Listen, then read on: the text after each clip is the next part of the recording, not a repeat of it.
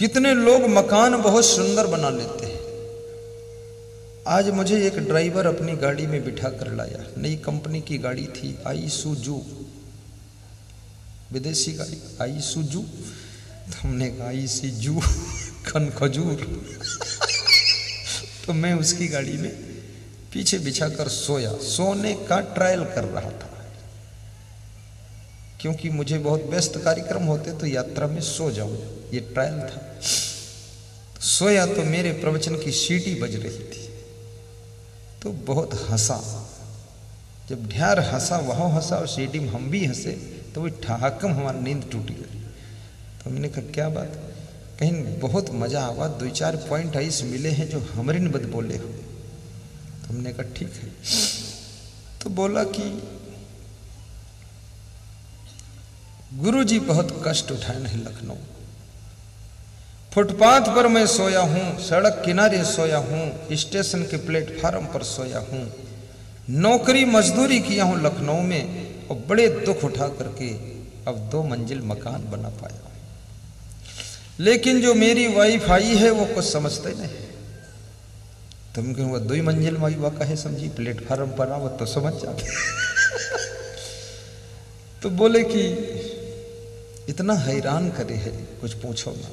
तो हमने कहा क्या हैरान करे है? कहला बात बहुत लड़ावत है, और जो हमें गम न खाई तो मार पीट हो जाएगी। तो बोले कुछ आप जंतर मंतर करो। हमने कहा ऐसा कोई मंत्र ही नहीं है जो तुम्हारी पत्नी हुआ सुधर जाए। टीवी में प्रवचन सुने तो शायद सुधर जाएगी। बोले अब मैं उसको सुनाऊंगा प्रवचन। अब वे अपने दुख की कहानी कह करके आंसू छलछला गए उनके, लेकिन उनके कष्ट, उनके संघर्ष, उनकी पत्नी को कुछ भी पता नहीं है। हर नारी को सोचना चाहिए कि मेरा पति कितने कष्ट उठाकर नौकरी करके, चाकरी करके, मजदूरी करके, खेती बाड़ी करके, दुकानदारी करके धन कमा कर लाता है, और हमें अच्छे कपड़े पहनाता है, इस परिवार को पालता है, बच्चों का ध्यान देता है। तो कम से कम इस पति से बात तो मत लड़ाओ, इससे प्रेम कीजिए और मधुर मुस्कुरा दीजिए, ताकि इसकी थकान उतर जाए और इसका मन खुश हो जाए।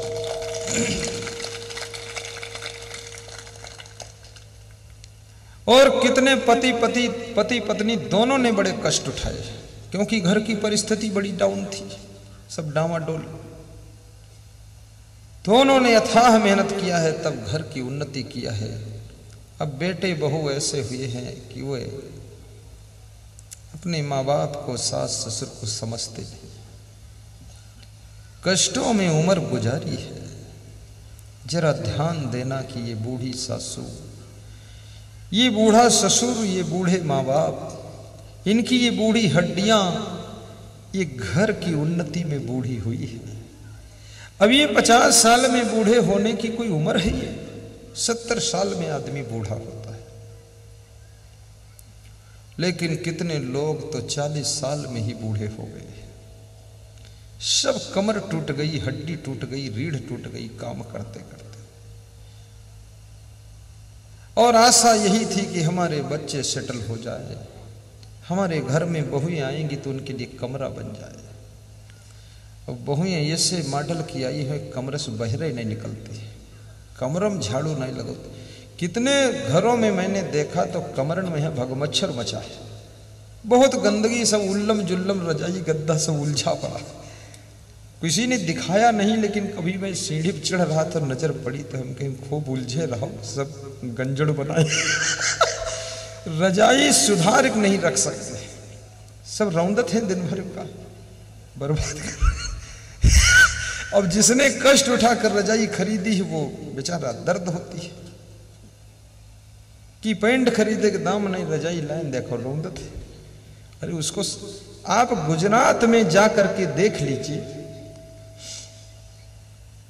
वहां के बर्तन देखिए, गुजरात में रजाई गद्दे देखिए, सब उठाकर तहाकर ठीक से रख लेते हैं गुजरात में। और बर्तन मांज कर, धोकर, पोंछ कर, सुखा कर, ऊपर सब ठीक से लाइन से लगाते हैं। तो मैं पहली बार गया तो मैंने पूछा क्या स्टील के बर्तनों की दुकान है तुम्हारी? कहीं दुकान नहीं है। हम कहीं दुकान तो ना चमकते सब लाइन से लगे, गिलास अलग लगे सब। कहीं यहाँ जिसके घर में जाओगे ऐसा ही मिलेगा। और शायद इसलिए गुजरात संपन्न प्रदेश है, वो गरीब नहीं है। सामान की भी सेटिंग करो, घर के सदस्यों की भी सेटिंग करो, इनका मेंटेनेंस करो। जैसे गाड़ी की सर्विसिंग कराते हो ना, फैमिली की भी सर्विसिंग कभी कभी किया करो। फैमिली की पूरी ओवरहालिंग करो, डेंटिंग पेंटिंग करो। फैमिली इसमें कोई ना कोई सदस्य का नट बोल्ट ढीला होता रहता है। तुमको पता भी नहीं, सब ठीक हैं, खुश हैं। शाम के यहाँ सवेरे उठे हो तो ये को मुंह फुलाए बैठे, पूछो क्या बात है तो बोलता ही नहीं।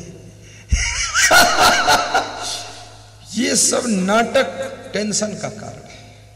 इसको कबीर कहते हैं नर हरि लाग दो विकार बिन ईंधन मिले न बुझावन हारा। ये सब मनोविकारों की आग है। ये काम, ये क्रोध, ये लोभ, ये मोह, ये अहंकार। तुमको दुख देने वाले कोई और लोग नहीं हैं। आपको दुख देने वाले आपके मन के अंदर ही ये शैतान दुश्मन रहते हैं। यदि अपने काम वासना को नियंत्रित नहीं कर पाओगे तो आपकी दुर्दशा फिर हो जाएगी। यदि क्रोध को कंट्रोल नहीं कर पाओगे तो एक क्षण का क्रोध आपके भाग्य को बिगाड़ सकता है। एक मिनट की गुस्सा आपके भविष्य को ध्वस्त कर सकती है। और यदि आप अपने अहंकार को वश में नहीं कर पाओगे तो ऐसे ऐसे लोगों से टकरा जाओगे कि तुम चकनाचूर हो जाओगे। थोड़ा गम खा लीजिए। और अभिमानी किसी की गम नहीं खाता है। और मूर्ख एक ही गलती को जिंदगी भर दोहराता है, वो नई गलती करता ही नहीं, वो पुरानी गलती में दोहरावा करता, रिपीटेशन चलता है उसका। और उसी गलती के कारण उसका सम्मान चला गया, उसकी वक़्त खत्म हो गई, इंपॉर्टेंट खत्म हो गया, वो जीरो पर खड़ा हो गया। लेकिन उस मूर्ख की पहचान है वो आदत छोड़वे नहीं करी, फिर वह काम, फिर वह काम। कम से कम इतना होश में रहो कि अगर जिस गलती से तुम्हारा नुकसान हो चुका है, मूल्य गिर चुका है, महत्व कम हो चुका है, ग्राफ गिर गया है, उस गलती को अब तो मत दोहराना। आप चींटी को देखे होंगे, चींटी, चेटा या कोई कीड़वा, जो भी कीड़ा मकोड़ा, तुम थोड़ा सा पानी डालो, वो इतने जोर से भागत है सूखे तरफ, क्योंकि एक दो बार वो पानी में बूढ़ी गवा, वो समझते पानी आएगा, वो भागो जल्दी। वो भी होशियार है, एक ही दांव बूढ़ा है, बूढ़े से बच गवा है तो पानी की धार आवत देखे भागत है कस के। लेकिन आदमी इतना मूर्ख है, ही रोज बूढ़त है तो नहीं भागत है, फिर वह हम कूदत है। और इस लोभ को भी जीतो। लोभ तुम्हारे यश और सम्मान को नष्ट करता है। और कितना ही लालच करो, आपको भाग्य से अधिक मिलने वाला ही नहीं है। ये मत सोचना कि मैं चोरी करूंगा तो बड़ा माला माल हो जाऊंगा। माला वाला माल कुछ नहीं होगा।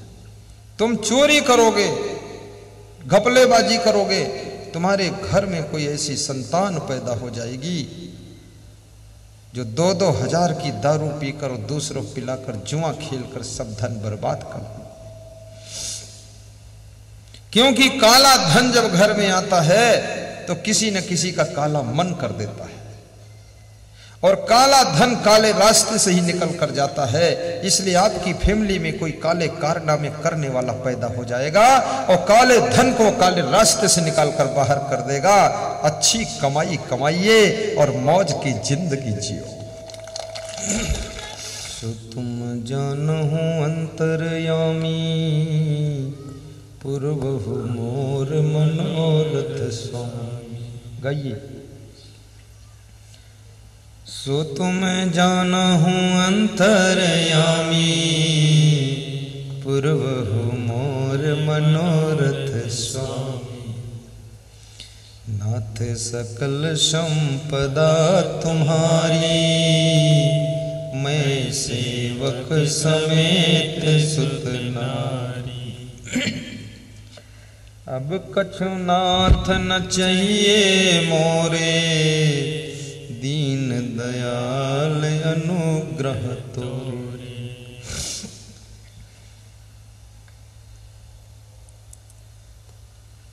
मानस की चौपाइया आपकी मानस को पावन कर देती है।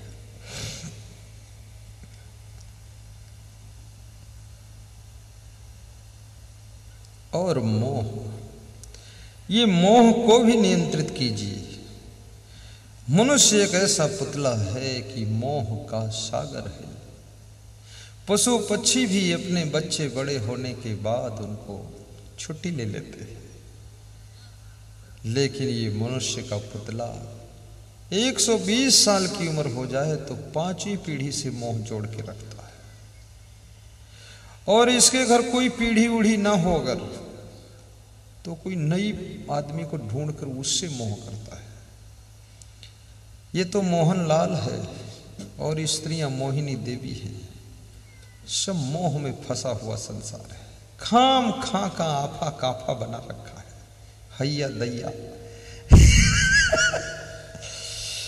जिंदगी का आनंद खो दिया है।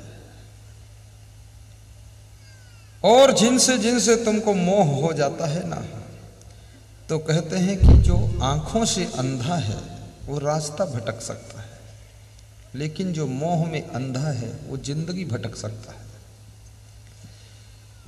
कुछ लोग लोभ में अंधे हो जाते हैं।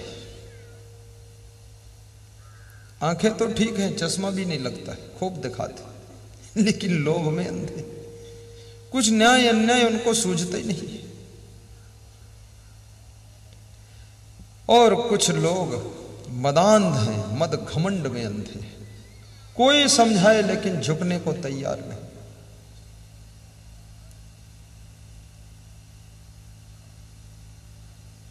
जब भगवान श्री कृष्ण ने दुर्योधन को समझाया तो दुर्योधन ने समझा तो नहीं, लेकिन ये बात कही कि इस कृष्ण को ही बांध लो, ये बीच में कौन होता पड़ने वाला। और कृष्ण को बांधने के लिए तैयारी करने लगे। अभिमान यथार्थ का दर्शन होने नहीं देता है। तो कृष्ण ने सोचा कि समझौता तो अलग ही रहा, हमको भी बांध लेंगे। खड़े हो गए और चक्र सुदर्शन घुमा दिया। दुर्योधन की सभा में जितने ठेलुहा बैठे थे, चमचे लोग, इस तरह के लोग सब ठेलुहा बहुत रात उनके तरह। हाँ वो हंसत है, वो ढकेले रात की मर जाए तो अच्छा है। तो ठेलुहा सब हंसत रहे कि बांध लो, बहुत बना घूमत कृष्ण भगवान। अब जब घुमाया चक्र सुदर्शन तो ठेलुहा सब गर्दन पीछे झुका दी, कट जाई गला हमारा। तो हाँ हंसत है तो काटो गला, आओ। और कृष्ण उठकर खड़े होकर कहते अब दोबारा समझाने नहीं आऊंगा, दोबारा जब आऊंगा ना तो सब फाइनल ही हो जाएगा। और कृष्ण का जाना, विदुर का चिंतित होना, धृतराष्ट्र की चिंता का बढ़ना, पूरे कौरव दल में खलबली का उठना, और पांडवों के यहां बिगुल बजना, और अर्जुन को ललकारना, 700 श्लोक की गीता सुनाना, मोह को भंग करना। अर्जुन तुम गांडीव लेकर खड़े हो, ये तो सब मरे हुए हैं दुष्ट लोग, केवल आपको इनका उद्घाटन करना है, मरने वालों का युद्ध करा दिया। इसलिए कोई समझाने आए उससे उलझने की कोशिश मत कीजिए।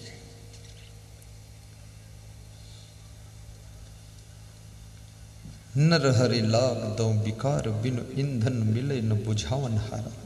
कबीर साहब कहते हैं ये आग सबके अंदर लगी हुई है, काम क्रोध लोभ मोह ईर्ष्या द्वेष की आग।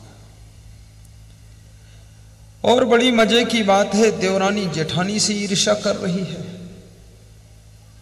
और जेठानी देवरानी से ईर्ष्या कर रही है। पड़ोसी पड़ोसी से जलन कर रहा है। अब ये सब अज्ञानता के कारण हो रहा है। कोई अगर उन्नत कर रहा है तो उससे हमारा क्या नुकसान है। और याद रखना, उन्नति करने वालों से अगर तालमेल बनाकर रखोगे तो कभी अपना भी फायदा होगा। तालमेल बिगाड़ लोगे, अब कोई बकरी हाथी से तालमेल बिगाड़ ले और हाथी की तरफ से नाराजी प्रकट करे तो हाथी जिस रोज सूंड घुमा देगा तो बकरी का अस्तित्व खत्म हो जाएगा। लेकिन हाथी बकरियों का ध्यान नहीं देता है। कितनी बकरियां में करती हैं, हाथी उधर ध्यान नहीं देता है। और मैं ये भी कहूंगा कि आपकी राह में कंकड़ है, मैं मानता हूं। सारे कंकड़ उठाकर फेंकने की कोशिश मत कीजिए। आप अपने पैर में अच्छे जूते पहन करके कंकड़ों के ऊपर पांव रखते हुए चले जाइए और अपनी मंजिल पर पहुंचकर सफलता हासिल कर लीजिए। मानता हूं कि तुम्हारी राह में बहुत कांटे बिछे हुए हैं। ये सारे कांटे उठाकर तुम आग लगाओगे, फूंकोगे तो अपनी मंजिल पर कब पहुंचोगे? अच्छे जूते पहनकर इन कांटों पर होकर चले जाइए। कांटों से उलझिए मत। ये संसार में बहुत तरह के कांटे आएंगे, इन कांटों में उलझोगे तो आपकी जिंदगी भी आगे बढ़ने से रुक जाएगी। इन कांटों से बचाव करके अपने लक्ष्य की ओर निरंतर बढ़ते रहिए तो आपका विकास अवरुद्ध नहीं होगा। और प्रथम बात, अपने स्वास्थ्य का भी ध्यान रखिए। स्वस्थ रहना भी सीखो। शरीर की आदतों को भी मत बिगाड़ो। कल मेरे पास में गुजरात से एक डॉक्टर आए थे। पुलिस जवानों, तुम भी सुनना ध्यान से। उनका नाम था डॉक्टर मेघ भाई। सूरत में घर है उनका। गत वर्ष मेरा प्रवचन करवाया था। तो ये डॉक्टर साहब, मैंने शाम को कहा कि आपके लिए पूड़ी सब्जी और खीर बनी है, खा ले। तो उन्होंने कहा इच्छा नहीं। मैंने कहा आगरे से आ रहे हो, इच्छा नहीं, भूखे तो होगे। बोले यात्रा के दौरान कम खाना चाहिए गुरुजी। तो हमने कहा अच्छा। तो मैंने कहा तो आपके लिए अलग से बना है तो बिल्कुल नहीं खाओगे, बनाने वालों का मनोबल टूट जाएगा। तो रसोई में जाइए, झूठ मूठ देख लीजिए थोड़ा। कहना हाँ झूठ मूठ देख लेंगे। तो वहाँ रसोई में गए, झूठ मूठ देखे न, फिर सो गए। यदि आपके नाम से किसी ने पर्सनल रसोई बनाई है तो उसमें कृपया जरूर चले जाइए और धीरे धीरे खाइए। भले एक पूड़ी खाइए और कहिए कि पूड़ी अच्छी बनी है, और ये भी कहिए खीर बहुत टाप की, खाओ भले एक चम्मच। बिल्कुल नहीं जाओगे तो बनाने वालों को बड़ा कष्ट हो जाता है कि 2 घंटा मेहनत करनी है, झांकबई नहीं करनी, देखबई नहीं करनी, बना का देखना चाहिए, जाना चाहिए। चले गए। सवेरे गांव के लोग दरिया बना कर लाए। थोड़ी दरिया खा लिया उन्होंने। फिर मैंने संत जी से कहा गुजरात के आदमी हैं, थोड़ा कुछ और खिला दो। तो पिस्ता ले गए उनके लिए, पिस्ता। तो एक पिस्ता उठाया, बोले बस ठीक है। तो एक काजू। तो संत जी से हमने पूछा खिला दिया? बोले कहीं खईबई नहीं करी, ये कोई ली नहीं। फिर मैंने उनसे कहा कि पूड़ी सब्जी खा लो, सुबह बनी है। तुमने कहा शाम को भी नहीं खाए, सुबह भी नहीं खा रहे हो। बोले गुरुदेव, इस शरीर को मैं सर्दी, गर्मी, बरसात, भूख, प्यास 3 दिन न खाऊं, कोई फर्क नहीं पड़ता है गुरुदेव। और कपड़ा न पहनूं, गर्म पूरी सर्दी निकल जाए, कोई फर्क मुझे नहीं पड़ता। ये शरीर बिल्कुल लोहे की तरह मजबूत बनाया हूं, और मैं डॉक्टर हूं, सर्जन हूं। 30 ऑपरेशन रोज कर डालता हूं। 25-30 डॉक्टर मेरे अंडर में है। 200 मरीज मेरे हॉस्पिटल में भर्ती रहते हैं, प्राइवेट हॉस्पिटल है। और गुरुदेव कितना काम इस शरीर से लेता हूं। 4000 मकान बना करके मैं बेच देता हूं, बिल्डर भी हूं। और गुरुदेव आयुर्वेद की फैक्ट्री है, उसमें करोड़ों का टर्नओवर मेरा है। 50,000 करोड़ का हमको ठेका मिलने वाला है सेंट्रल गवर्नमेंट से, उसको भी ले रहा हूं। और सोफा सेट डबल बेड ये बनाने की इतनी बड़ी फैक्ट्री है कि उसमें भी कम से कम 80-90 करोड़ का वो बिजनेस करता हूं। और डॉक्टर भी हूं और पूरी फैमिली का मेंटेनेंस करता हूं और रिश्तेदारों की रिपेयरिंग भी करता हूं और आपकी भक्ति भी करता हूं। लेकिन बस यही है कि शरीर को मजबूत बनाकर रखा हूं और सहनशीलता बहुत रखता हूं।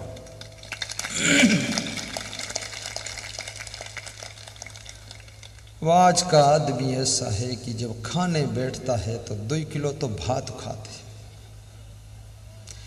उसके बाद कहते कुछ पेटम गड़बड़ है, तो पेटम ना गड़बड़ हुई का पीठम हुई। और फिर ऊपर से अगर खीर आई गए तो आधा किलो खीर पी ली, फिर इधर गड़ पैदर गड़ जाए रहे।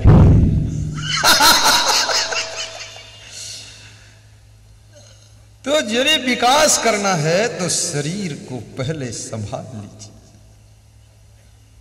और इससे कठोर परिश्रम भी कीजिए।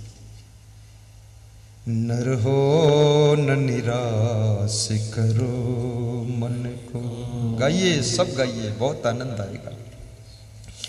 कुछ काम करो, कुछ काम करो, नर हो न निराश करो मन को। कुछ काम करो, कुछ काम करो, जग में रह कर कुछ नाम करो, जग में रह कर कुछ नाम करो। कर्म करने वाले कभी गरीब नहीं हुआ करते, कम खाने वाले कभी बुद्धू नहीं हुआ करते, अधिक खाने वाले बुद्धिमान नहीं हुआ करते, और गम खाने वाले कभी चिंतित नहीं हुआ करते हैं, और ईर्ष्या करने वाले कभी सुखी नहीं हुआ करते हैं, और काम वासना में जलने वाले कभी शांति नहीं पाया करते हैं, और क्रोध करने वाले कभी विरोध से छुटकारा नहीं पाते हैं, और अहंकार करने वाले कभी सुकून की जिंदगी नहीं जी पाते हैं। भाइयों बहनों याद रखना, जिंदगी आपकी स्वतंत्र है, जीना आपको है। जिस ढंग से जियोगे जिंदगी का रिजल्ट आपको प्राप्त करना पड़ेगा, इसलिए जिंदगी को संभाल कर जियो। नर हो न निराश करो मन को, कुछ काम करो, कुछ काम करो, जग में रह कर कुछ नाम करो। ना दुनिया को जाना तुमने, न तुमको जाना दुनिया ने। खाया पिया घाय के सोया पांव पसार, और भोंदू कुछ जाने नहीं को हमको संसार। कितने लोग भोंदू लाल है, कुछ उनका पता ही नहीं क्या होना है।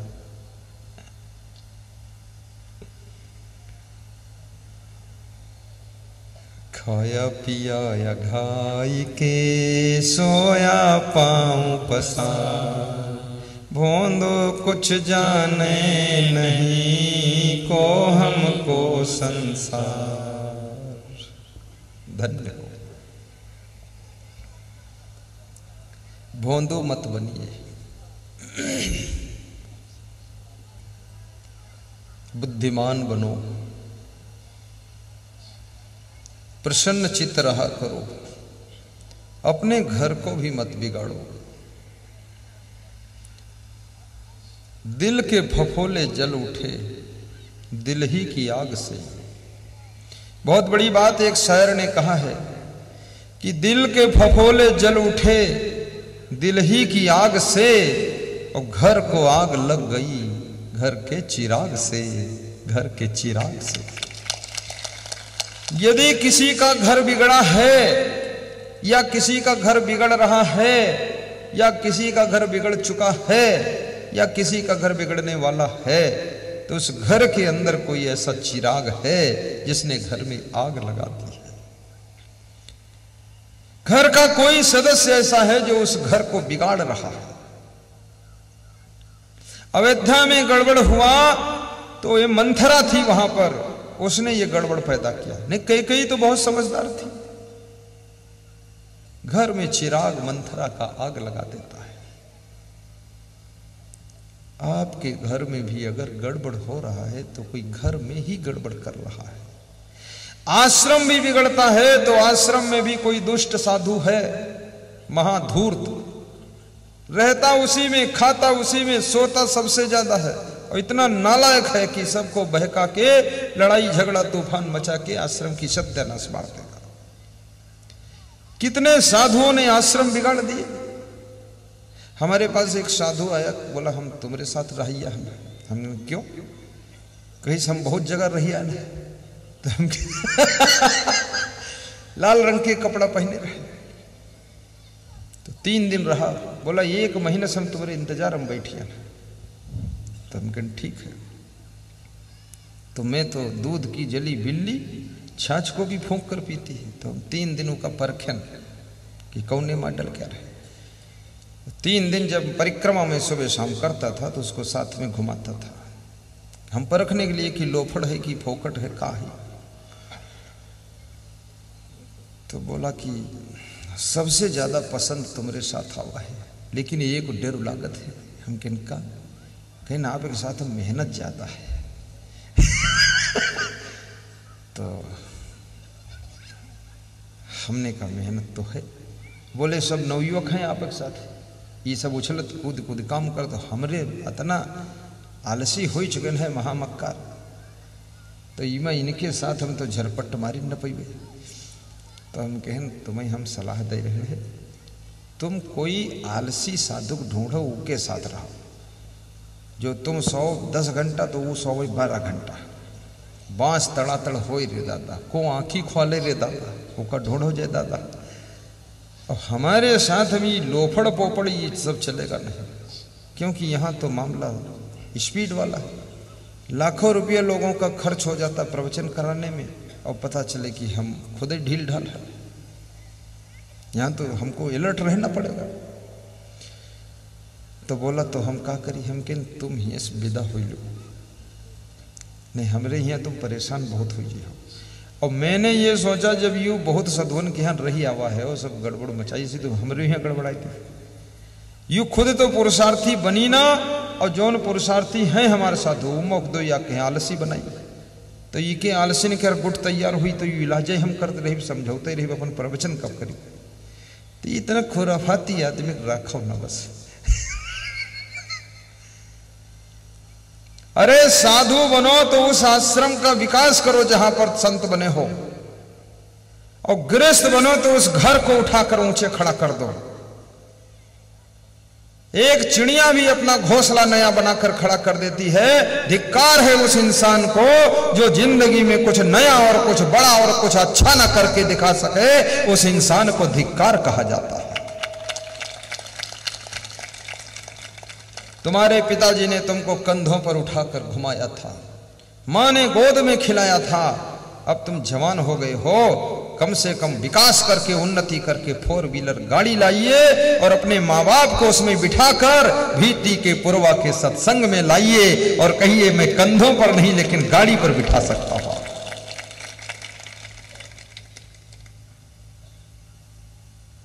नर हो न निराश करो मन को।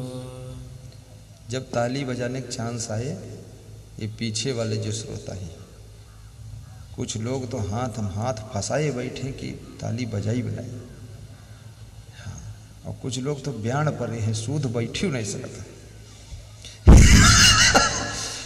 एक साथ ताली बजाना चाहिए, उससे थोड़ा माहौल बनता है। और जिसको अधिक टेंशन होती ना वो की ताली नहीं बजती, और ज्यादा जो चिंता में है सब हंसत तो वो हंसता नहीं है, वो सबके मुंह देखत है कि बिज्जो तना दांत निकालत खाम खा उनका हंसी ना आई। हाँ, थोड़ा हंसा भी करो और दिल खोलकर ताली भी बजा दिया करो। एक बार बजा के दिखाओ। बस अपने घर में रोज बजाया करो, सुबह शाम।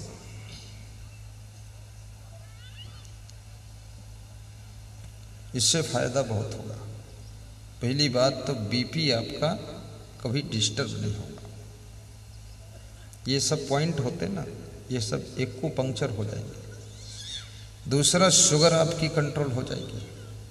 तीसरा, जो नींद कम आती वो पूरी आने लगेगी, अगर ज्यादा आती तो कम आने लगेगी, ये संतुलित हो जाएगी। और चौथा, जो ज्यादा टेंशन रहती ना वो सब कम हो जाएगी। और पांचवा फायदा है कि जो गुस्सा बहुत आवत है वह बहुत कम हो जाएगी। करके देखना। और पति पत्नी दोनों साथ में बजाओ तो स्वर्ग हो जाएगी। दोनों जन बैठो बजाओ, ताली बजाओ, एक दूसरे गाल ना बजाओ।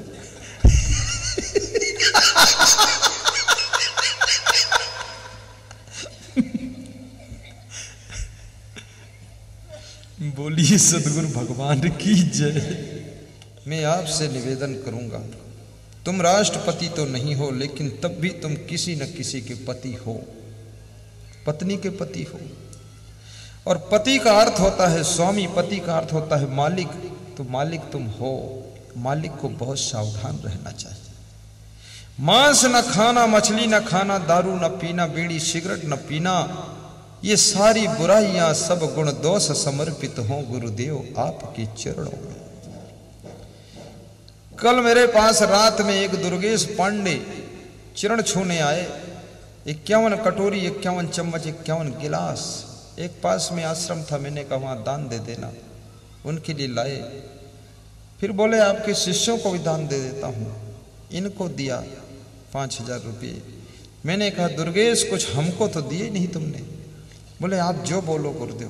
तो मैंने कहा मुझे आप दारू दान दे दो, ये पान तमाकू पुड़िया दान दे दो। बोले गुरुदेव 21,000 मांगते तो सरल था, लेकिन ये बड़ा कठिन मांगा आपने।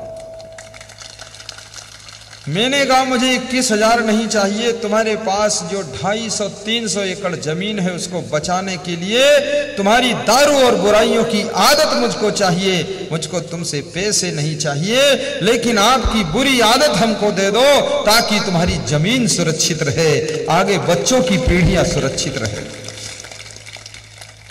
रात में ही व्यास गादी पर संकल्प दिलवाया और सवेरे वो फिर मिलने आया। तो हमने कहा पिया तो नहीं। बोले दे दिया तो कैसे पीऊंगा, कष्ट तो हुआ थोड़ा।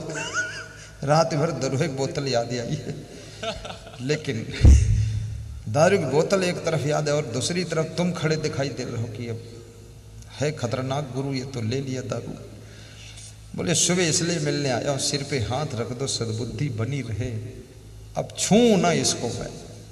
मैंने कहा दुर्गेश पांडे तुम धन्य हो। भाइयों बहनों, गुरु के पास जाना, संत के पास जाना, तो अपनी एक बुराई अगर तुमने भेंट नहीं किया है तो तुम्हारे दान का फल तुमको आधा ही मिलेगा। अगर अपनी बुराई भेंट किया और साथ में दान किया है तो उसका 100 गुना